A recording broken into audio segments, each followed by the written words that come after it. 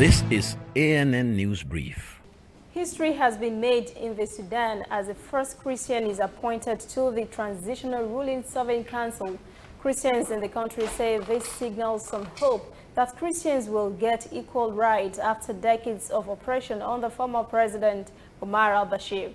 Coptic Christians in the Sudan celebrated in September after the first and only Christian, a Copt, was sworn in as a member of the ruling Sovereign Council. The ethno-religious Copts, who number 500,000, are indigenous to Northeast Africa. They are one of the largest Christian communities in the Sudan. The 11-member council will be in power for only 3 years during the country's transition to elections, but many see the choice of Raja Nicol Issa Abdul Maseh as a positive major shift in the country's politics. A report in the medical journal The Lancet says more than a third of new mothers in 4 poor countries are abused during childbirth.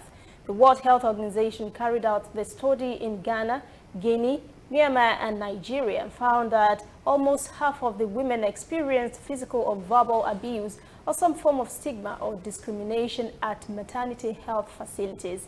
The study also found that the facilities carried out a high number of cesarean sections, vaginal exams, and other procedures without the patient's consent. 14% of the more than 2,000 women observed for the study said they were hit, slapped, or punched during childbirth. Nearly 40% said they endured verbal abuse by being shouted at, mocked, or scolded. Authors of the study have urged officials to hold accountable those who mistreat women during childbirth. They also urged the government to enact policies and sufficient resources to ensure that women have a safe place to give birth. We'll be right back. Whether in your house, at your office, on your phone or online, we are there. We have the facts behind the headlines. We cut to the chase with the news you really need. We cover every angle.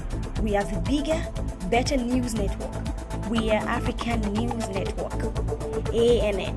Watch ANN News on MITV from a truly African spirit.